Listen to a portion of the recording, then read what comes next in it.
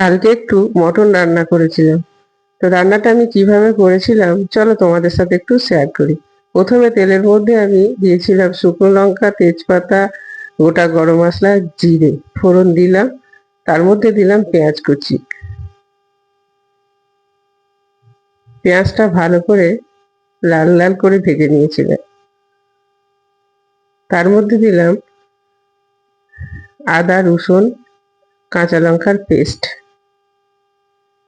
পেস্টটা দিয়ে মশলাটা আমি ভালো করে কষিয়ে নিয়েছিলাম।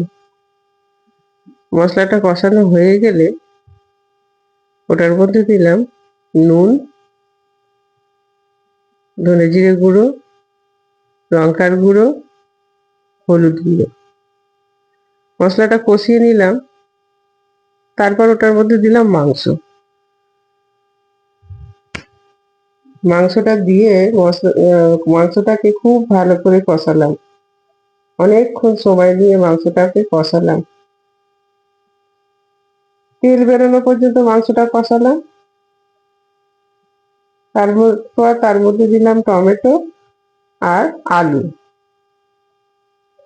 আলু আর টমেটো দিয়েও মাংসটাকে অনেকক্ষণ ধরে কষালাম। তারপর বেশ কিছুক্ষণ মাংসটা চাপা দিয়ে লো ফ্লেমেতে ফুটতে দিলাম।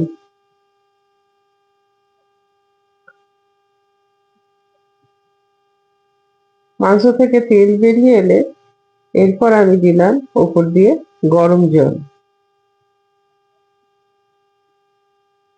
গরম জলটা দিয়েও লো ফ্লেমেতে বেশ কিছুক্ষণ ধরে নাড়াচাড়া করে আমি মাংসটাকে আবার ফোটালাম।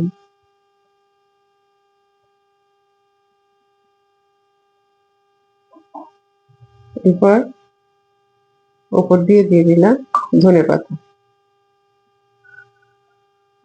ধনেপাতাটা দিয়ে আবার কিছুক্ষণ ফুটিয়ে নিলাম।